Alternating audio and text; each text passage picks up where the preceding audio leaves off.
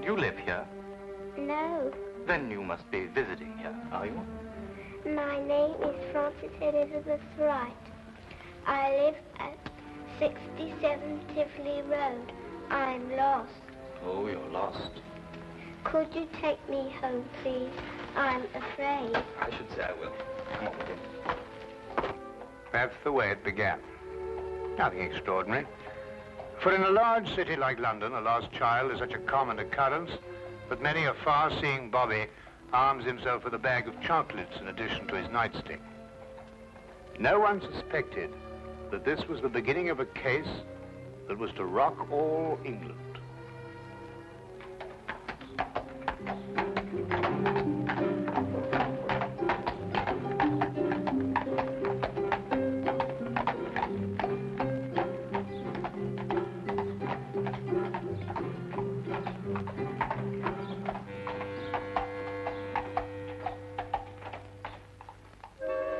All right, if you insist.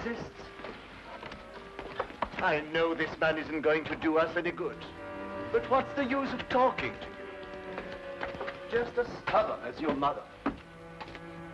I suspect we're having visitors. Oh, really? 23 and 27.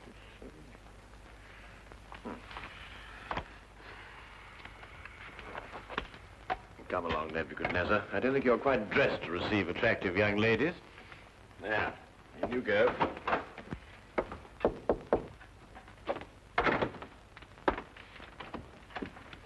Won't you come in? Mr. Holmes, Sherlock Holmes. At your service, sir. Martini. George Martini is my name. This is my daughter, Margaret, who is of the stubborn opinion that you can help her. It will be a privilege, sir. Oh, may I introduce my very good friend, Dr. Watson? How do you do? How do you do, sir? Oh, yes. Won't you sit down? Oh, yeah, I'm so sorry.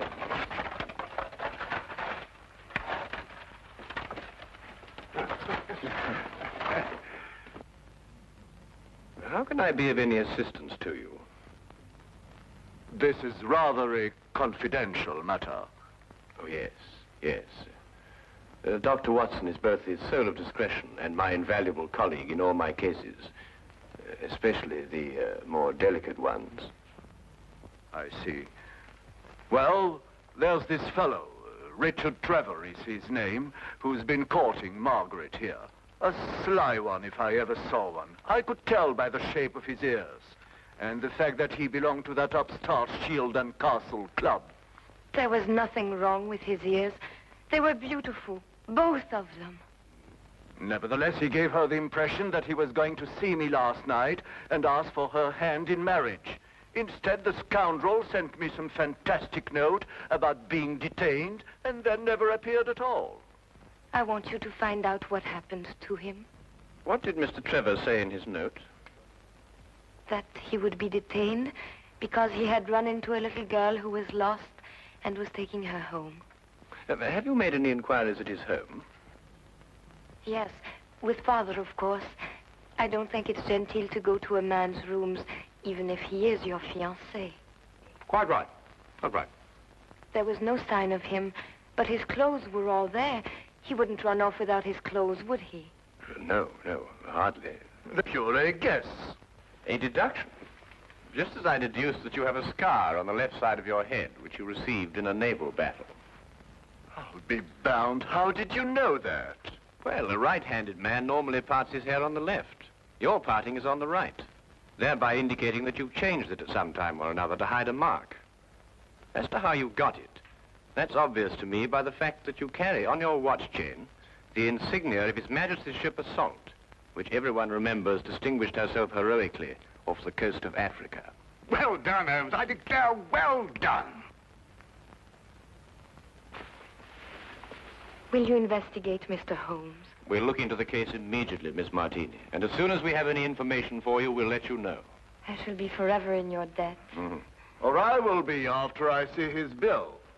Here's our address. No, that won't be necessary, sir. I saw it marked on your hatband when you came in.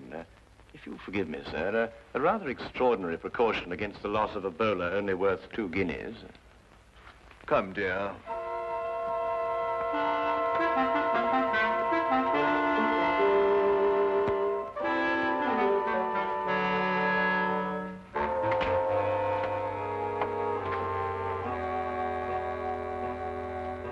not long after moving in with Sherlock Holmes, I had come to the conclusion that his mind was as organized as his housekeeping was not. He was, without a doubt, the most perfect reasoning, observing machine I had ever encountered.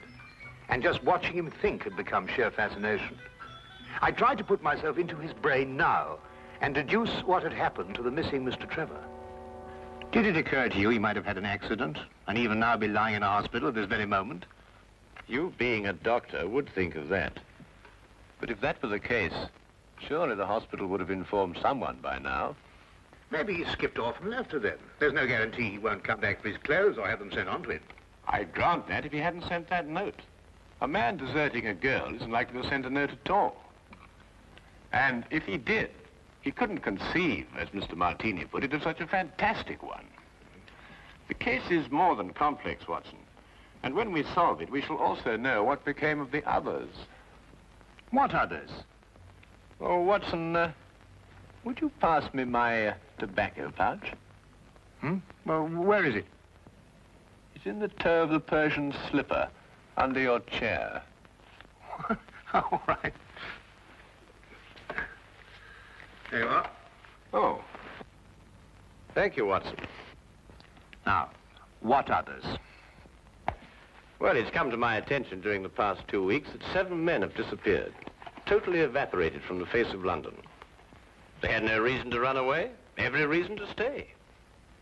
Trevor fits perfectly into this fabric. You mean then that there's more in this than just the disappearance of that young lady's fiancé? Unless you accept 8 consecutive coincidences. Could you accompany me this afternoon? Where? To the last place where Trevor must have been before he met the little girl. But you don't even know where that was. I'd say it was the upstart Shield and Castle Club. Why there? Well, if you were about to confront a man like Mr. Martini to ask for the hand of his daughter in marriage, what would you do first? I'd probably have a couple of stiff drinks first. And if you were a member? At the Shield and Castle Club, eh? By Jove, Holmes, of course. That's just what I would do. You see, Watson? You've been of invaluable assistance to me already.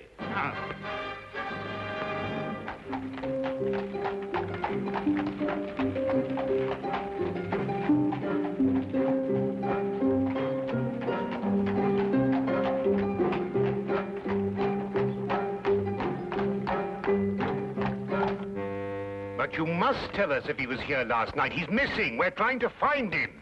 It's no use, sir. You'll have to do without my help. This is a gentleman's club. What has that got to do with it? He may not want to be found, if you know what I mean, sir. Now, look here. That's the way it is, sir.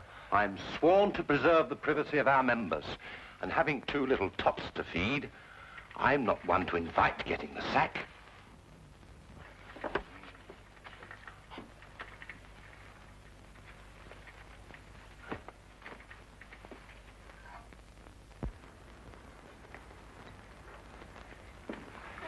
I say, where have you been? This is meant to be your case, you know, and I've been doing all the investigating. Yeah, do you know that Trevor was here last night? How do you know? Well, to my utter amazement, one of my keys fitted the door to the office. I went through all the chits and found one signed by him. It's just as you thought. He boasted his courage with the aid of stimulants from the bar. Do you mean you've broken into the office? Do you want to have us arrested? Us? Yes, by keeping the barman occupied, you served as my accomplice. Now, really, Holmes, you've gone too far. Now, the thing to do is to find the carriage that both Trevor and the little girl took. How do you know they didn't walk? Well, if she lived near enough to walk home, is it likely that Trevor would have sent a message saying he was going to be detained? What extraordinary reasoning. Not extraordinary at all, my dear fellow. Really quite ordinary. Oh, what on earth do you think you're doing, mate?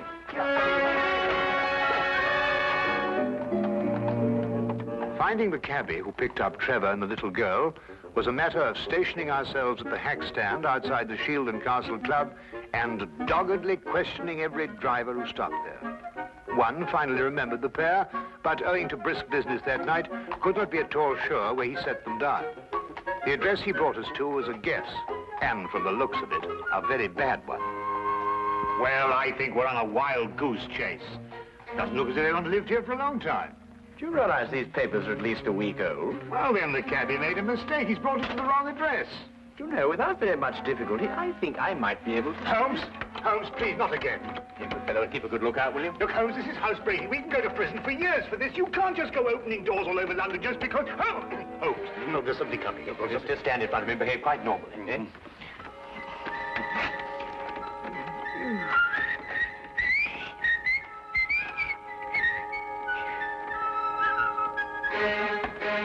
What's the normal behavior for housebreaking? You coming? Look here, Holmes, the doctor doesn't do this sort of thing. I'm sure it's unethical. You can't expect me to... Holmes!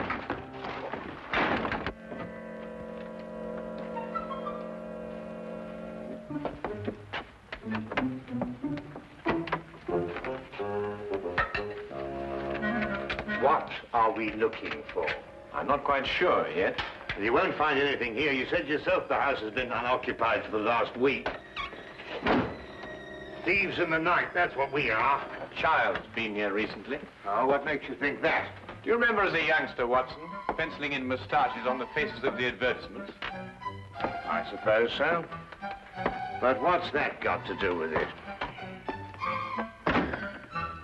When I looked at those newspapers outside, I noticed that someone had penciled in a handlebar moustache on a woman advertising headache powder. I'd assumed that a child did it.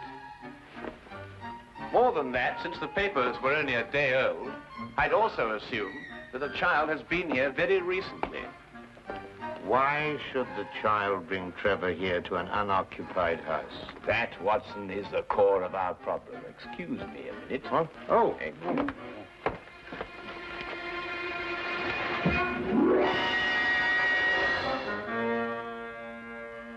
Good heavens!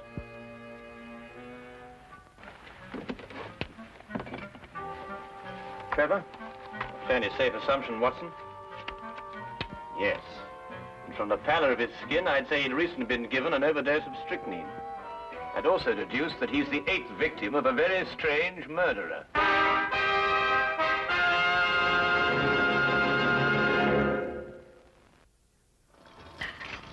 Dash the tea, Holmes. I'm waiting for some word from you. About what? Well, about the murder. Ever since we got back here, you've behaved as if nothing had occurred. And yet I'd wager anything that you're hot with some theory as to who's done it and why. I'm afraid we've run out of Indian. I think we've got some China, if I can find it. My guess is it's a cream passionnel. Are you ruling out the robbery motive? Trevor was left without a shilling. Oh, that's just some sort of a smokescreen. After all, she... Good heavens, Holmes, what on earth do you think you're doing? Look, snake poison. Oh, no, be silly, Watson. It's China tea. Disregard the labels. I ran out of tin. Here, are you sure? Yes, I'll stake my reputation on it. You'll get to you, that is. Rather late for a caller. Good evening, Dr. Watson. Hello, Sergeant. Ah, hello, Wilkins. Good evening, Mr. Holmes, sir. I've got a message for you, sir, from Inspector Lestrade. A welcome addition to the day. A message from the good inspector. We've found another corpse, sir. It was in an empty house in Hammersmith this time. The facts are still the same. Robbery and strychnine poisoning. Oh, is he one of the 7 who disappeared lately? Yes, sir. How did you know? Well, I suspect that the other 6 will end up in unoccupied houses before very long. I think you'd better carry out a search in every unoccupied house in London. But this is July, sir, and everybody's away on holiday. The number of empty houses must be hundreds. Well, it's that, or wait until September when everyone comes back and finds his own corpse. It'd be a very unfortunate situation for the good inspector. To say the least, sir. I'd better give the inspector your advice, sir.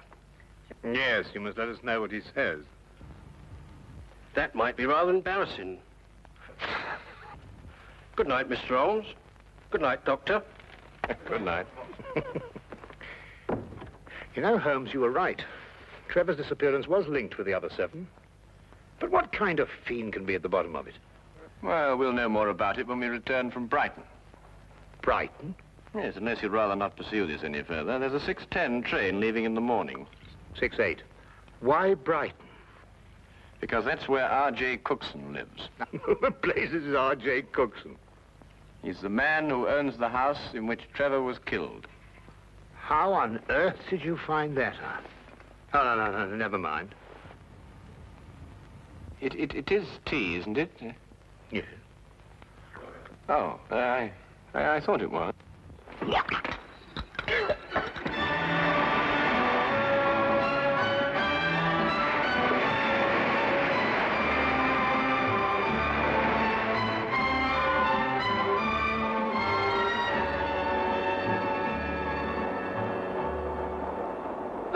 Have you ever heard anything so incredible? A corpse in my fireplace. And a stranger at that. Rather inconsiderate of someone, I must say. Why, when the police brought the news last night, I thought someone was pulling my leg. My fireplace. Really, I ask you. I'd say because the murderer knew you'd be away, knew that the house would be unoccupied, and that you wouldn't come back at an embarrassing moment.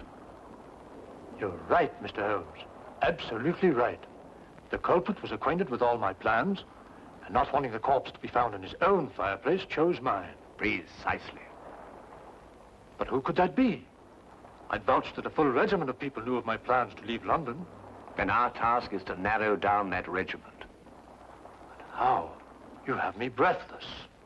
First of all, has anyone else the key to your house? No, not that I know of. Yes. I once gave my key to the greengrocer to deliver a parcel. Aha. But he gave it back. Oh. But bosh and bother, supposing a key wasn't used at all. Whoever did it could have used a tool or something and jimmied his way into my house. I've heard of those things being done. Mm-hmm. Oh, really? We found all the windows and doors locked. I'm afraid you've escaped me. Now again, Mr. Cookson, are you quite sure that no one else has a key to your house? Well, now, really, after all, I don't hand them out like calling cards to every... Wait. There's this charwoman who comes to my house once a week to clean up. But, oh, no, she couldn't hurt a fly. Well, what's her name? Mrs. Enid. But really, she couldn't be less harmless. She's 60 years old if she's a day. You take her for your own grandmother. Yes, but you know if she has a daughter? Daughter? Well, now, really, a woman of 60 isn't bound to have a little girl. Well, what about a niece or a granddaughter? Granddaughter. Now that I think of it, she does have one. About 7 years old. She recently came to live with her. Where does Mrs. Enid live? I have her address if you please. Right here in my trousers. Do you really think it could be the old woman? Well, a charwoman has the ability to go anywhere in London. Ah, yes. Wait. 322 Radcliffe Way. 322 Radcliffe Way. To look at her, you'd never think she could hurt a fly. You'd take her for your own grandmother. Poison murders? No. Impossible, Mr. Holmes, impossible. Oh. Grandma, must we play the game tonight? Of course. Don't you like playing it? I don't like staying on the street alone. It'll only be for a little while. You'll find someone to bring you back, and Grandma'll have company again. What happened to the last company we had? Oh, he went home after a while. But come on, let's say it. Where do you live? At 67 Tivoli Road. No, that was the last place. Your address is now 120 Claridge Street. I forgot. All right. Now, come on. Let's say it again. Where do you live? 120 Claridge Street. And again? 120. What do you think, Holmes? Well, we'll know definitely in an hour's time. Come on.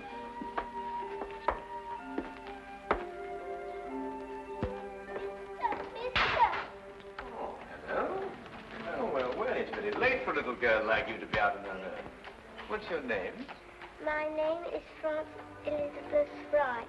I see. And where do you live? I live at 120 Claridge Street. I'm lost. Oh, dear. That would mistake you home. Come along, then. You must come in and try some of my divinity fudge. It's the least I can offer you for your kindness in bringing Francis home. Well, that's very kind of you, but really I ought to be getting along. It's just been made. Delicious. You'll make an old woman very happy if you'll try the first slice. Oh, very well, then. I am rather partial to divinity fudge. Francis. Thank you.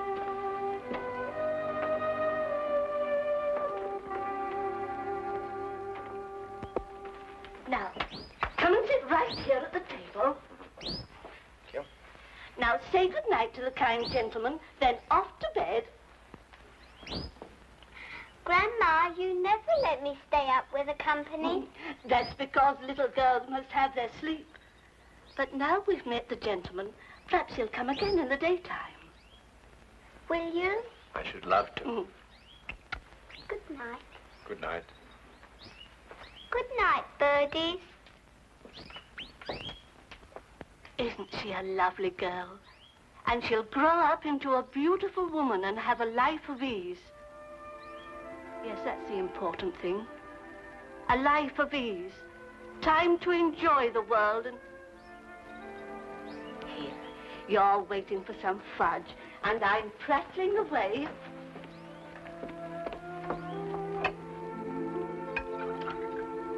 Here it is. And a glass of cold milk to go with it.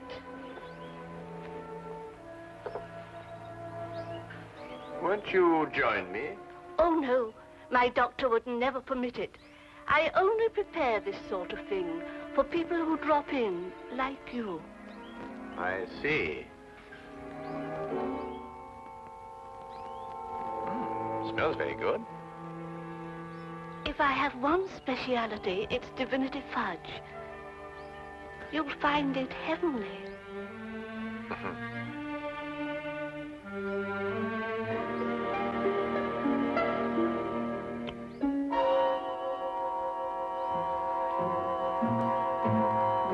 What's the matter? Nothing. I just wanted to give the birds a bit first. Don't. Birds don't eat fudge. Oh, yes, they do. They love it. Come on, old chap. Have a... No, you can't. Who are you?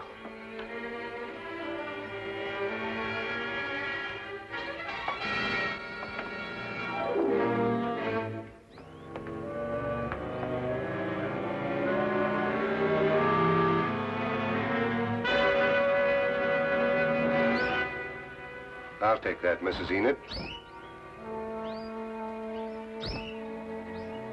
Thank you.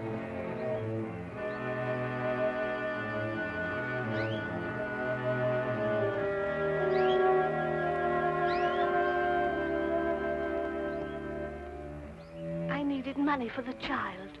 That's why I did it. I didn't want her to grow up into a tired rag of a charwoman. I wanted her to have a life of ease and the things I've seen other people have. You understand? Yes. Will she be taken care of? You need worry, Mrs. Enid.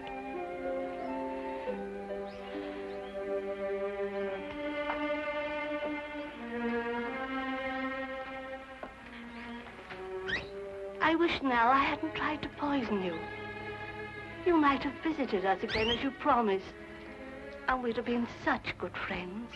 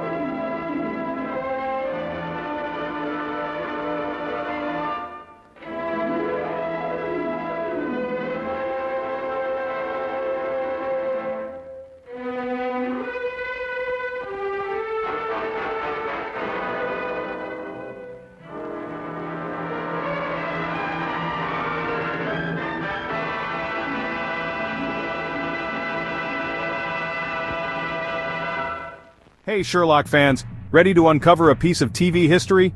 In 1954, the world got its first full-season TV adaptation of Sherlock Holmes. Ronald Howard, son of legendary actor Leslie Howard, brought a fresh and charming twist to the detective. And let's not forget Dr. Watson, played by H. Marion Crawford, who added humor and warmth to the duo. Directed by Sheldon Reynolds and filmed in France, the series cleverly dodged copyright issues in the UK and the US. Each episode, inspired by Arthur Conan Doyle's stories, blended mystery, deduction, and 1950s charm. If you enjoyed this dive into TV history, hit subscribe to Timeless Full Features. More classic mysteries await. The game, dear friends, is always afoot.